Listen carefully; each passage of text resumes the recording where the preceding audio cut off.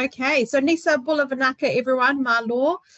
Zena here from Ringahora, and it's lovely to see you all here. And thank you so much for joining us on a Wednesday evening.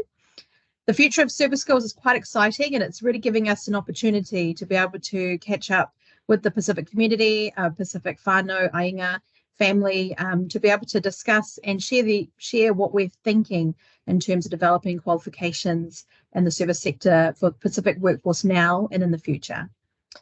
We want to encourage a lot of Talanoa, so please feel free to use the chat on Teams, and also come off mute when we have a section where we're going to open up the floor to everybody. Just a quick moment to introduce my fellow team Ringahora. You'll notice that we've got these beautiful bright backgrounds here, so you can't really miss us, and everyone can just give a bit of a wave. That'd be awesome.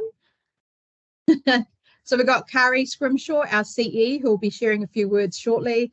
We've got Ronelle Reddy, our Qualifications Development Facilitator, who will go through the main portion of our presentation. And you may find these faces quite familiar.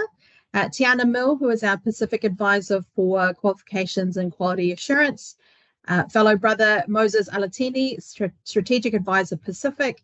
And Talia Brown, who's just in the background there, Communication and Marketing Lead, who's really helped us put all this together and the technical brains behind everything. So thank you very much, Talia.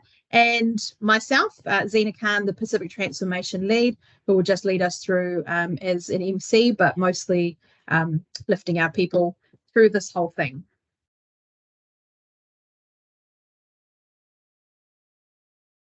So just a couple of things regarding tonight's session. So just letting you know that we are recording the whole session.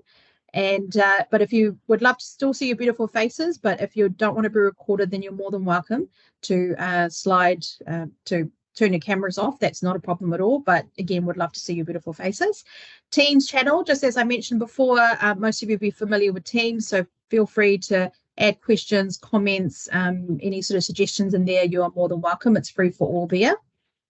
And one last thing is the emoji and reactions. So we obviously want this webinar to be as interactive as possible. So on the top line, you'll see the react button. And from there, if you throw me a heart, will be awesome, or a clap, or a thumbs up, or a wow, that's perfectly fine as well. Thank you very much. So anything that we're discussing or sharing through the night, if it resonates with you, then definitely please use the reactions just to make it as interactive.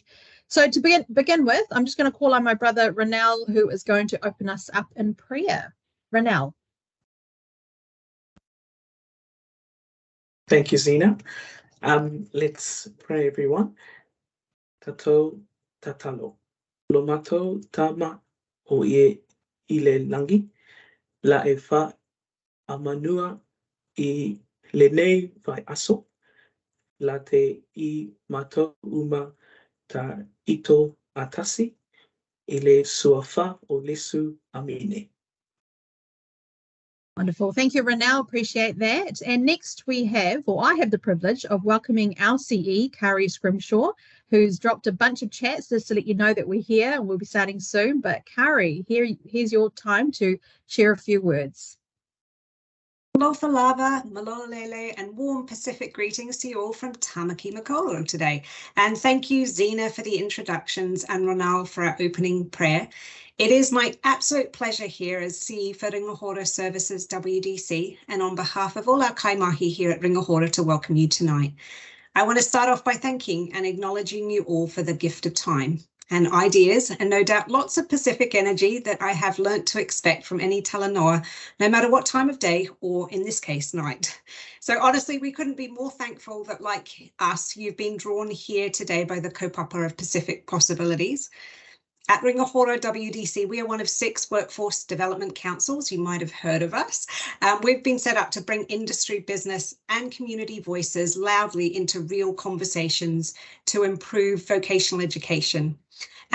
Ultimately, we're weaving together the skills demands of businesses now and in the future with the interests and possibilities that our learners and employees have today. So as WDCs, we do this by facilitating conversations to better understand those skill needs. We work in partnership with businesses to develop what needs to be taught through standards, qualifications, and other products, including very much loved micro-credentials that can then be recognised and credentialised in the New Zealand qualification framework. So provider networks then, such as Te Pukenga, private training entities, and Wananga, should they choose to, then work on how to develop those qualifications and the ways that they get taught. So in the new system, they're content experts working to bring the business needs, context, cultural capability, and demands of the job into the learning environment, be it at school, at work, online, at a delivery site, or even all of the above. So the new system looks to provide all learners, no matter where they are in the motu, with Te Tiriti o Waitangi embedded, industry relevant, regionally responsive learner excellence that provides individuals across Aotearoa with wide recognition of the skills that they have worked so hard to gain. So at Ringahora, we have the privilege of representing over 1/3 of all workers in Aotearoa who have Manaaki at the heart of everything that we do. We cover 10 key areas, including the ones that you'd expect, such as tourism, retail, hospitality, call centres, Zena, but also those that you may not, such as cleaning, business, real estate, security, and also government and public service. And over 46% of our workers have no post-secondary qualifications. People learn in different ways and at different stages in their own time and with different support needs. I know this from watching my own 2 kids both struggle to read. And I want to be clear that it isn't the learners that are failing, although they certainly feel that way. It's our system that is failing them. So this reform is a way for us to think differently about learning at work and making work work for learners. I'm going to be honest, and I'm sure most of the team feel this way as well, that sometimes I wake up and get overwhelmed by all that needs to be done.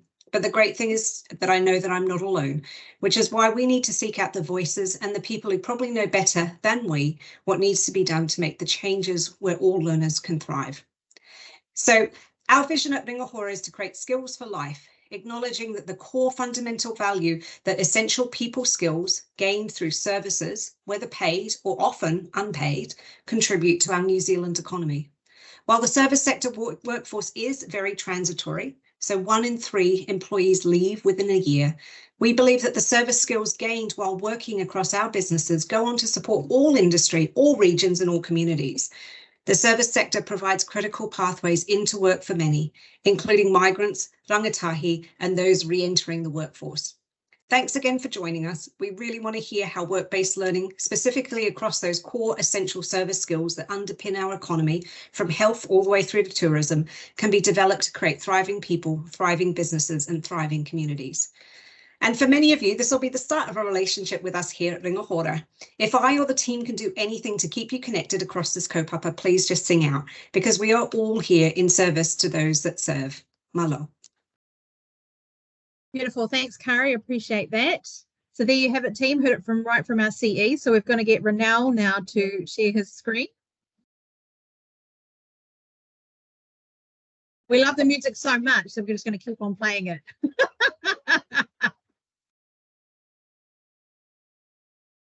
Can you all see the slides?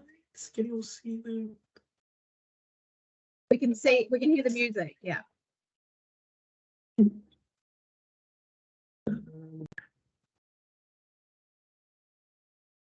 Here we are.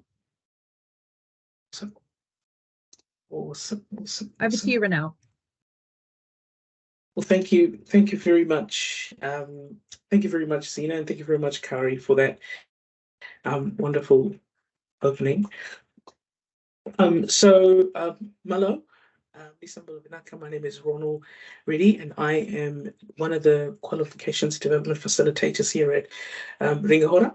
I'll be leading you today through this session, and we have other colleagues, like Zena explained, who's in the background, helping us with the chats and etc. and other things as well. So feel free to put your comments and stuff like that, so that we can reach out to you later on as well.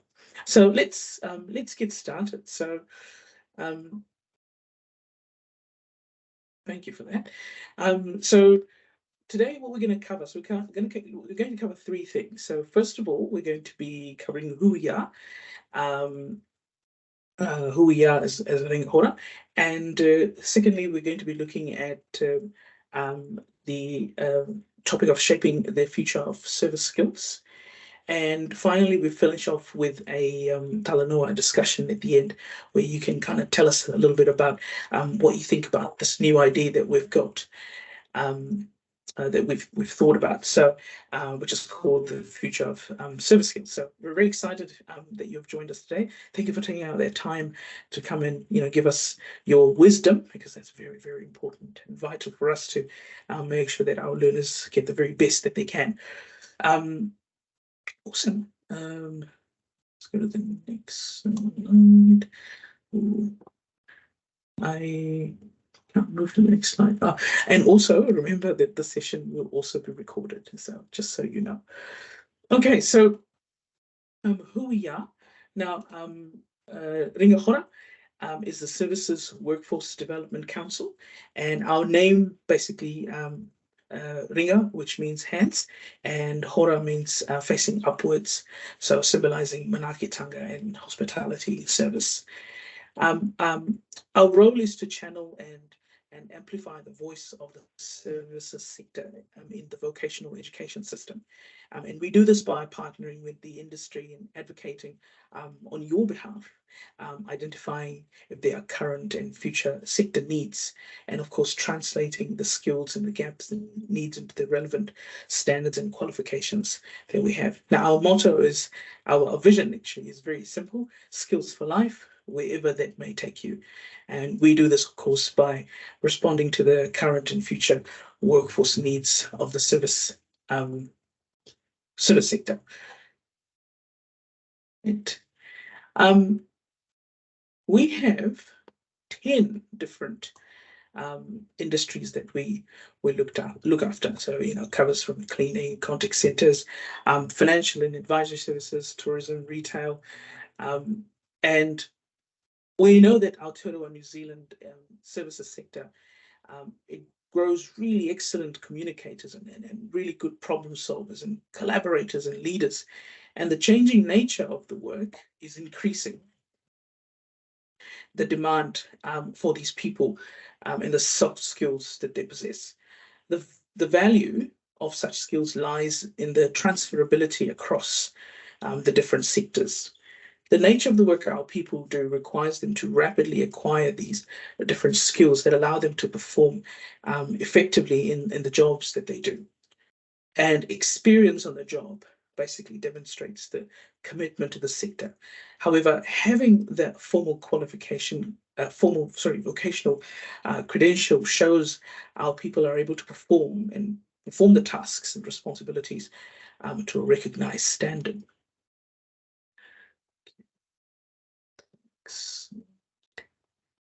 Now, our purpose. So why are we here? So our sector believes that it needs to connect with the industry and the communities and to understand the changing workforce needs. We want to explore the idea of short, sharp, stackable approaches of simplified credentials with our stakeholders, you guys. And we want to get your views in exploring the concept and design of more simplified credentials that encompass the core transferable essential skills, but also complemented by stackable technical options as well.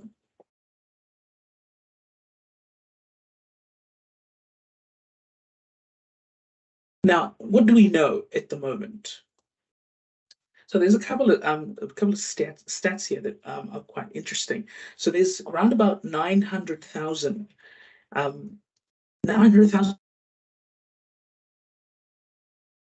sector, and Pacific people account for 7% of this, and roughly that's around about 65,000 in this sector, the services sector. And if we break it down, the highest number of them is in the contact center industry, followed by cleaning, and then we've also got aviation.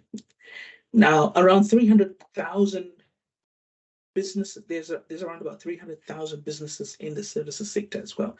And a third of all the workers in New Zealand works in the services sector.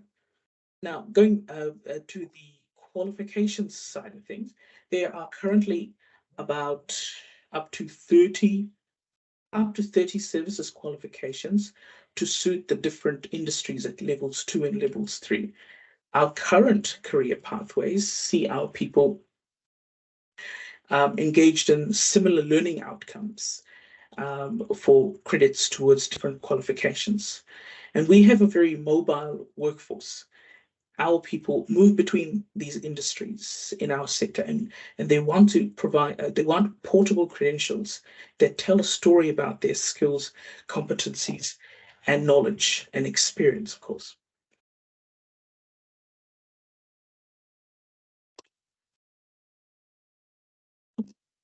Sorry about that. There it is, that information. So this is where our new idea comes to mind. And this comes because of the government's reform of the vocational education, where they decided, let's look at doing things a little differently so that our people in the industry have the skills that they need now and for the future as well. So basically future-proofing the industry. Now we think is a great opportunity to think about how the suite of service sector credentials are designed to carry through this vision of the government or even of ours as Ringahora. Now, this is how the current pathways look like. The career pathways dictates the credential being taken. For example, let's say someone who wants to work in the as an attraction supervisor, for example, at Rando's End, they can progress through the New Zealand certificates in tourism starting at level 2 and then basically move up to 3 and to 4. The level 2 qualification, although tailored for a specific industry, will share commonalities with other qualifications, and the same for level 3 qualifications and beyond. Bearing in mind that if an assessment standard approach to achieving qualification is taken, these standards will be reflected on an individual's record of learning as well. Now, we think that it would make sense for our people to earn a common service credentials regardless of the industry that they are working in. If a common credential is that's needed, how would we make sure this credential provides learners with all they need to get whilst keeping them relevant for careers in our industries, workplaces, and regions? This is what the new idea could look like. So we've got, before we move on to that, I just want to explain a little bit about what credential, I'm sure we all know, but I'm just going to explain a little bit. So credential basically means it's an umbrella term which covers qualifications, it covers micro-credentials and everything underneath it. So credentials is just, So we say credentials because at the moment we want to know from you, what would you want the common services to be? Qualifications or micro-credentials. So it's entirely up to you. That's what this Talanoa is all about. So anyways, going back to this again, the pathway here represents the common services credential that can be followed by our people who work in different industries, but allows them to follow a specialized technical route later on, or even pivot between the different industries. For illustrative purposes, we're showing 3 different career paths here. Remembering, of course, that our people may choose to take their experiences, skills, and qualifications from one industry within the sector to another one.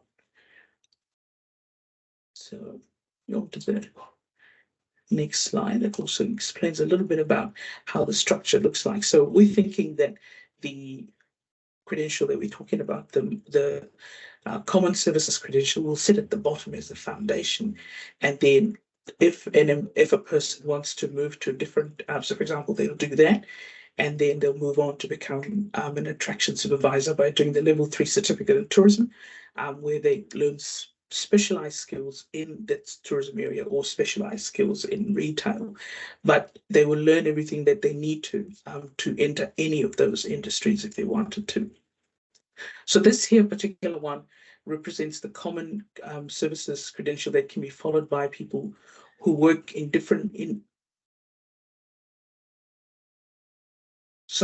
this is the one that we're talking about, is a micro-credential. So a learner may complete the common elements in the services micro-credential and then branch out into something specific within a particular sector. So what do the common elements look like?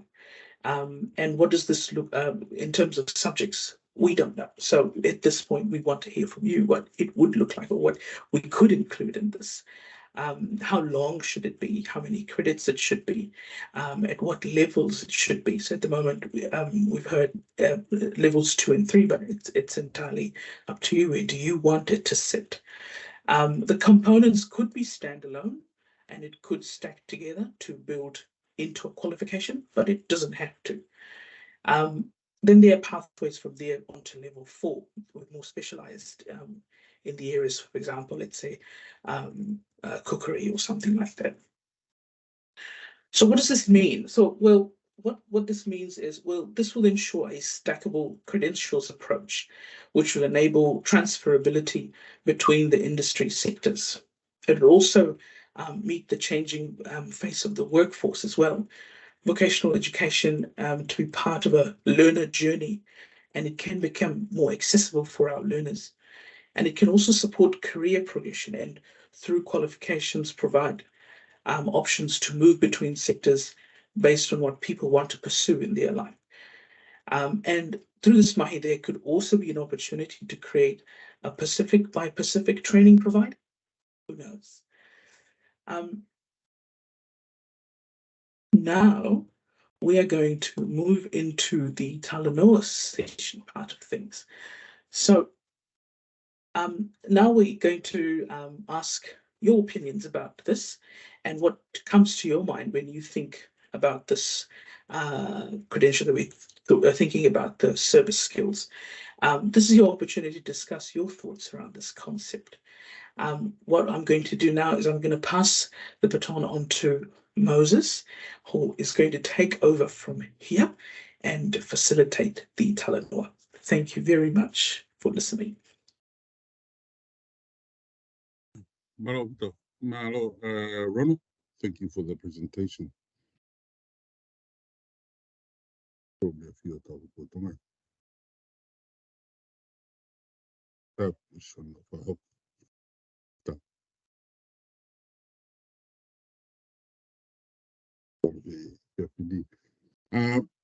My name is Mo Latini.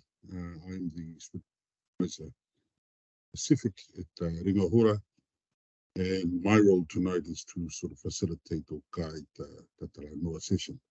So we've been allocated about 3 minutes, so around 7:20 we'll sort of round it off. Then we've got a few more other things, bits and pieces to finish off our. So as Zina mentioned earlier, please use raising the hands function if the alternate comments in the chat, and signal the order of who put their hand up and so forth. So as we say, for Folai Fala, I will roll out to begin our Talanoa. Please be mindful and respectful in our Talanoa, hearing what you know, but the floor is open, or the mat is out for us to begin our Talanoa. Malo Vito.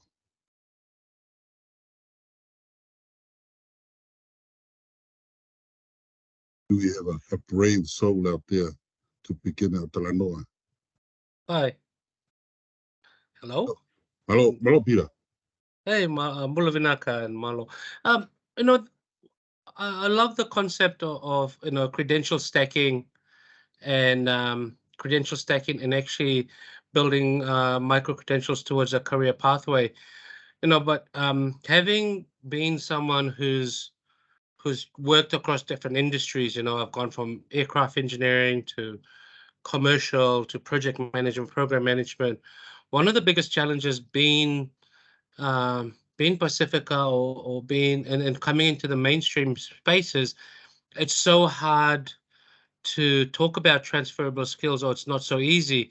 So one of the things I think that should be advocated for is, especially at your level, would be, how do we build cross-agency partnerships and clarify roles that allow the concept of bringing or looking at skill sets and credentials and looking at it in a different perspective as transferable skills rather than content. So basically what I'm trying to say here is, how do we ensure that people are able to talk about bringing context to particular careers or pathways rather than content? And then are we able to identify sectors or industries and engage employers that are willing to sort of, hey, how do we redefine career pathways that look at transferable skills and context rather than content? Because I can guarantee you go on skills, you look at a job description, you look at requirements, most of us could tick about 9 out of 10 boxes, but the 10th box requires you 10 years of construction industry. I'm a project manager. I've done multi-million-dollar programs. I've got technical skills, but they want me to have 10 years of industry construction experience. I'm 41 years old. When would I've ever had 10 years construction experience when I spent most of my career in aviation? So that's probably something I think it requires a real good hard look at cross-agency partnerships and role clarification and challenging that, because I for one speak from experience about that, and maybe it's about, if we looked at the pathway that was just talked about, designing education and training programs that bring forward those types of I suppose those types of conversations or that narrative. HR are starting to look at interviews differently. They said bring support groups, or let's bring bring context to this role. Talk about leadership outside of work, in the church or youth programs. So I think those are probably some of the points that really is burning. 3 points if I summarize it. How do we build cross-agency partnerships and clarify roles? How do we identify sectors or industries and engage with employers to encourage context versus content? And how do we look at challenging or redesigning education and training programs to allow this to happen? So that's my points. So yeah, fire lit. Let's go. Awesome, Peter. I'll throw it out to our team. I can see Sol Lao Young has her hand up. If you'd like to, yeah. Talofa everyone. My name is Sol. I currently work for Wintec Te Pūkenga. I'm within the social practice, looking after the social work and counselling degrees. I just wrote down some notes, but mihi tū, for the person that spoke before me, I absolutely agree in terms of the Talanoa around context versus content. And the other thing that stood out was the Talanoa around those industry partnerships, and the real key message I'm hearing too is the relationship between ensuring that whatever is the needs that is seen within the industry is being reflected within the learning, which is something that I'm seeing within my own space also. I wrote down, I like the idea of the transferability of the soft skills, because for a lot of us as Pacific, when we go into these particular sectors, we've been doing this all our lives. It's kind of, within the community, within family, whakalawe, anything that's going on, we're probably like key people to project manage, things like that are happening because we've been doing it, and we've been doing it as a collective. I think what I would wonder is not only in terms of content for what you would be teaching, but also alongside it, what supports are offered. And I'm looking at like learning supports, pastoral care for our people, because I'm looking at the journey of my, in particular, my husband at the moment, who is working and doing his level 4 certificate in health and wellbeing. And that in particular has been a real struggle because the supports aren't there. And then the content itself, it's hard for him to quite understand it because it doesn't reflect us as people. So I don't know if that made sense. I hope it does. It's been a long day. So yeah, I think that's something that comes to mind for me is ensuring that when we are putting these things, these courses, these opportunities out to our people, it's a holistic view of how that journey will go for that person, not just get them into study and that's it. It's actually what does it look holistically for that person to enter into their learning journey and also complete it and really enjoyed that journey as they went along. Okay. Malo whakatau whanau. I'm going to mute now. Thank you. Malo Sal. Ivan. Talavolava, thank you, Sal. Peter, really good thoughts. I wrote a few things down as well. I'm in the real estate industry, and I love the idea of having those micro credentials to kind of stack together that kind of cover off, because I think one thing we're realizing is that in the service industry, people will change within that industry because they like to serve people. So that they might end up going in 3 or 4 different industries within those 10, 13 industries that you've named. So I think having a foundation of those skills that they already have acknowledged qualifications in, I think that's a really good way moving forward. I think maybe a couple of other areas that could be included in that foundation credentials that you mentioned would be the treaty. I think it's really important that people going into any service industry understand how the treaty influences this industry and the different industries, and how you can apply the values and the principles of the treaty. Because I think there are some industries that do it well and some that don't do it well, and some that are trying to catch up in regards to the principles of the treaty. So I think the treaty, maybe that could be another area of inclusion. I know that my industry, they're backtracking and trying to now include the treaty, and it's found it's faced quite a lot of resistance in regards to the treaty. But that's because a lot of people don't realize how it can influence the day-to-day of our businesses.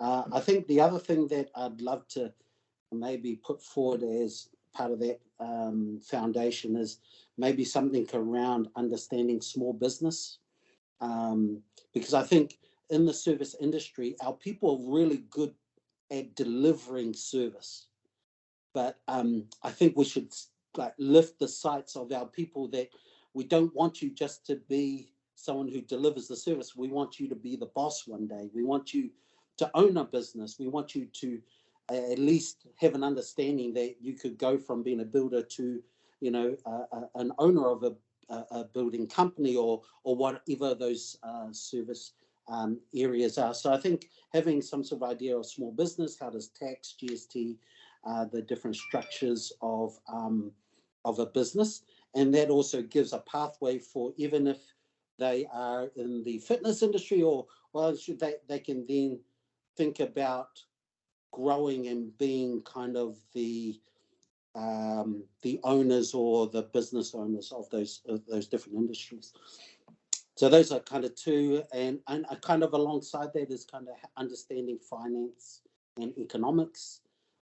Just kind of like a foundation of supply, demand, and how that works in marketing. I think another area that our people are probably really good at, but probably need to a little nudge and is kind of technology. Some people like pick up that technology side in their areas of vocation, and I think if they could get some sort of acknowledgement for that learning and that skill, I think could really help them branch into other service industries. But yeah, those are kind of just some initial thoughts. I know that in our real estate industry, they're now starting to think of some of these because of the qualification itself doesn't offer a lot of these kind of foundational kind of skills, so people have to just learn on the job. I agree with Saul in regards to a lot of these qualifications now that they're online, there's no support or pastoral care, there's no kind of group work. One of the things that we've tried to do to counteract that is we just tell people that are doing the qualification, come and do it in our office so that they're not distracted at home, but also there are people around where they can ask questions and get that learning support. I also think that if you do have that foundation of credentials, one way around what Peter was saying around context and content is the people that are delivering them, they have been informed of the different industries and how to apply the content in the context of those different industries. And so I think it's also around the people delivering the content is are they broad in their application of the content? Because I think if you have a good teacher in front of you that understands how that content applies to lots of different industries, I think those people then can then really get a lot out of that learning. But yeah, thank you. Those are my thoughts, and love the work you guys are doing. Malo, Ivan. Thank you for your insights. Gloria.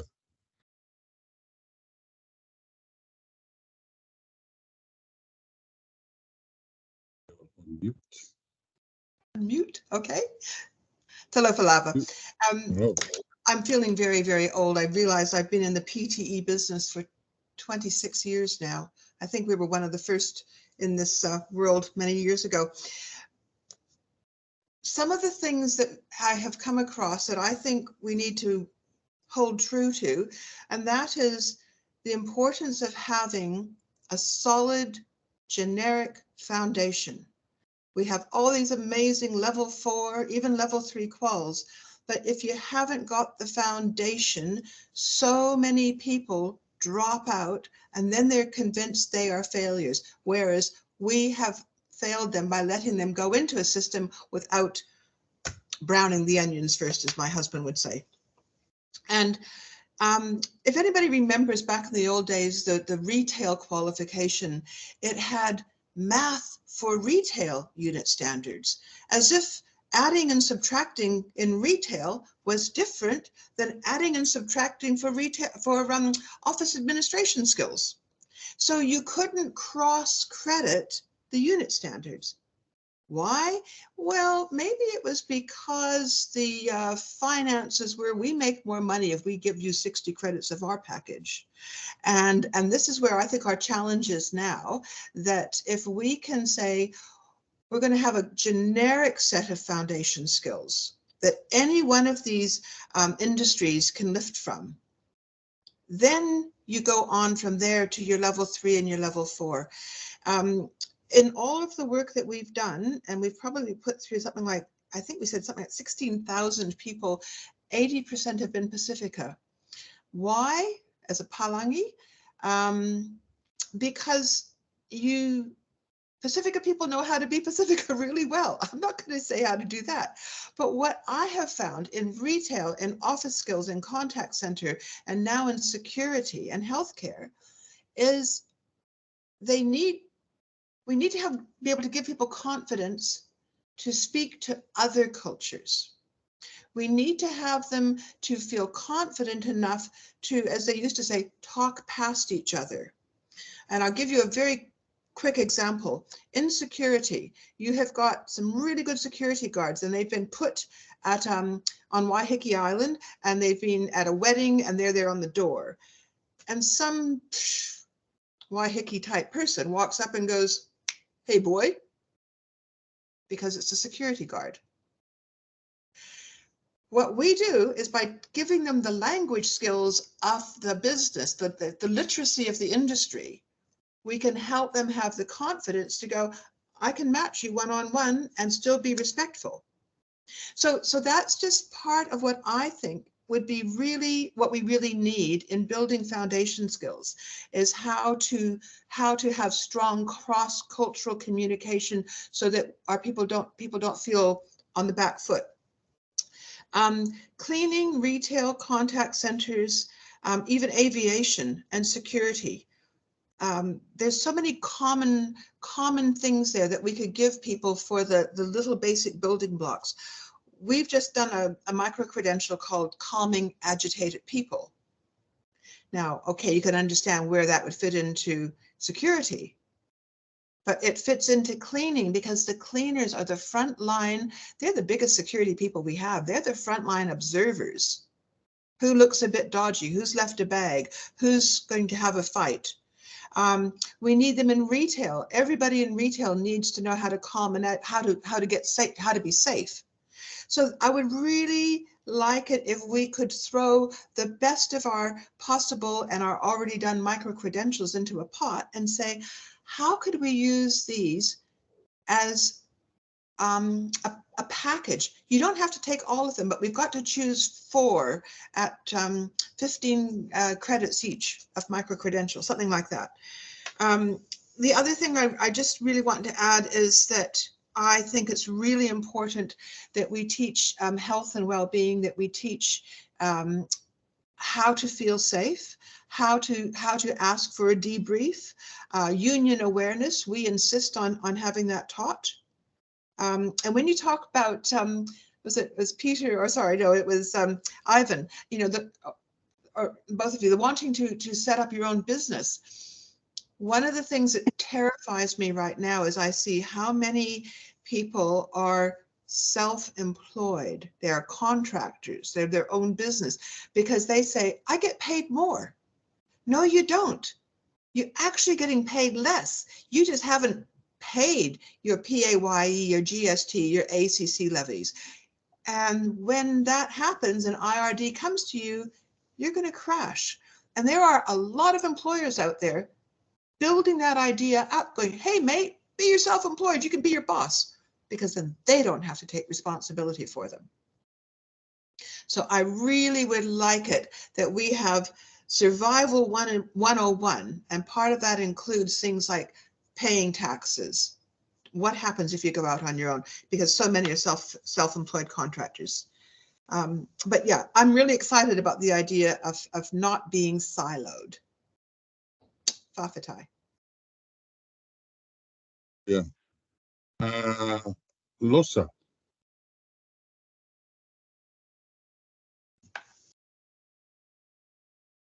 Hello, Lele. Thank you for the opportunity. I am in full support of this common service credentials, and I work for MSL Training, and we offer courses in the retail qualification. We've got retail qualifications and also hospitality. And we've noticed that a lot of students have dropped out because they want to get jobs, and they drop out without achieving the whole qualification just because they want to get jobs. And I think with this micro credentials will help them achieve what they want, because they just want to develop a targeted skill. So staggering micro credentials allows these individuals in their respective areas to focus on those specific areas, skills and competencies that are relevant to their current job or desired career path. I just wanted to add to what has been spoken about. Literacy and numeracy is one of the areas that we've noticed a lot of our students are struggling with. And I do agree with somebody had just spoken about the literacy, and people with GSD know how to calculate GSD, but literacy and numeracy to be embedded into those micro credentials, whichever whatever it is, we need to embed the literacy and numeracy into those. At the same time, digital literacy and financial literacy is also important, because calculating in retail will be different from calculating things that are needed in the hospitality, because you have to measure the coffee, you measure alcohol when you work in the bar. So people and students need to know the differences between those. At the same time, the values and principle of Pacifica culture is really important. I attended this forum where students from different universities were talking about how well Pacifica students achieved. And they were talking about their time.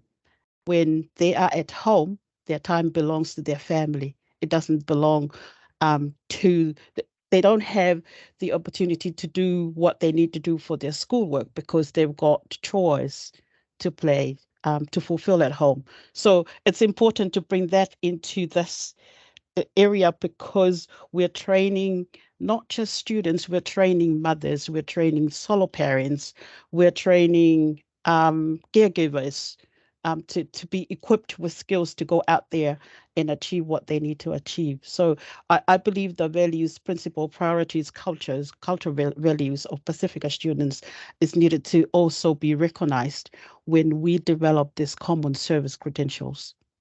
Thank you. Hello, Lisa. Just conscious of our time. Peter will be our last speaker, and if anyone has any other thoughts, please put it in the chat. So I'll hand it over to you, Peter. Yeah, sorry, I couldn't help but add one more comment. I do get the opportunity to go visit schools in Auckland to talk about my career. From going from aircraft engineering into strategy, now being a business owner, advisor, and sitting on boards. And one of the sad things I see is our career advisors, they're not equipped sometimes to provide the proper advice to our students. And I say this with experience, because I will finish my talk in a school and I'll talk to a student. They say, "Oh, it's great, you're the brown token guy they sent to a school to talk about because you've made it as an engineer, right?" And I'll go, yeah, I am. But what are you studying? And I spoke to this one Tongan boy, and he said, "I'm studying architecture." And I said, "Oh, what do you want to do with architecture?" And he just knows one main career pathway. I'm going to design houses, right? And I said to him, "Oh, do you know with architecture, you could probably design the next Tesla car, or you could design the next rocket that we launch out of the South Island, or you could design a satellite." And this boy's face lit up. His face lit up because he realized being an architect is not just building. I spoke to a young girl who's studying psychology, and she said, "Oh, great talk on engineering, but I'm not interested." And I said, "Oh, with psychology, how do you think engineers figure out ergonomics, how to design the business class seats in an airplane?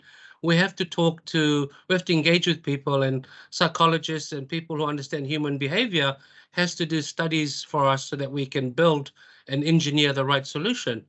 And then this girl came up, another girl talked about chemistry. And I said, "Oh, do you know that, we don't just buy paint from Mitre 10 to paint a rocket, an airplane, or a satellite. We need chemical engineers." So the point I'm trying to make here, and I do apologize if I stretched it, but I think there has to be, and I talked about partnership and cross-agency partnership. I think when we're talking to the Ministry of Education, if we're talking about grassroots and pathways and micro-credentials, I think there's an important person in this, and that's the career advisors. I think they also need to have the support, and they need to have budget. They need to go out and experience the world themselves and talk to people like us in this forum, to be able to go back to the kids and tell and advise them that there's different career options and not the one main career pathway. So I think that's one challenge I'd like to to sort of bring to this this Talanoa. But that's it from me. Sorry. Malo, Peter. Thank you for your valuable insights. Thank you to everyone for your insights. From here, our next steps is that we will collate all this great information, all the feedback that we received in this session, and we'll identify what are the key themes captured, share that summary form. So if you would like to kōrero with us, please register on our website, the 2023 The Future of Service Skills, which someone will put on our chat. Alternatively, you can use your camera on your phone if you're that eager to capture the QR code, which takes you directly to the website to fill out the survey. So please fill out the survey. The links to the kōrero registration and survey, along with a copy of this presentation session. If you haven't yet completed and submitted with your details, please, you can do that now. Just as another incentive, all completed surveys go into a draw basket, with thanks to our sponsors, Manaki Management and Kapura. But all in all, a huge minaka wakarevu. I know we're taking up your time. Thank you for your patience and sharing your insights with us. The last thing is this email here.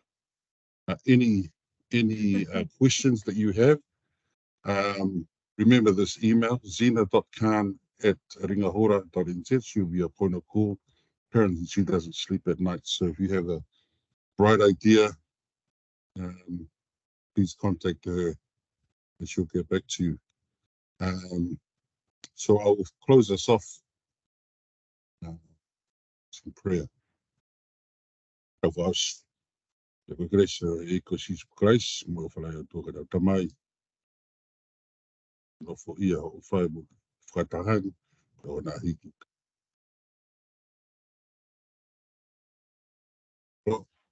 Wonderful. Thank you so much, Mo. So before everyone leaves, just a reminder, thank you so much, Vidaka Vakalevu, for joining us this evening, and for the team Ringahora showing out and showing up. So thank you so much. Some really rich Talanoa and information that we're just going to collate and bring back to you and let you know. But I am the main point of contact, so please feel free to message me, email me, and we'll just continue the Talanoa. I'd also like to connect with people post the webinar series one-on-one also, and just, can keep that engagement going with you and the relationship going with you. Again, all completed surveys will go into a draw, and I'm just going to say it's not a new AB jersey. If you saw that on the chats, that's just my manager being funny guy. Tuahu, what are you doing? It's actually food vouchers and a gift basket as well. So we will get that sorted. But again, thanks to our sponsors, Manaki Management and Kapura. And yeah, so thank you so much. We're on 7:27, so 3 minutes to spare, and let you get on with your evening. But again, please, connect with us, connect with myself, and thank you so much for your time today. Vinaka. More there, I should say. Thank you. Bye.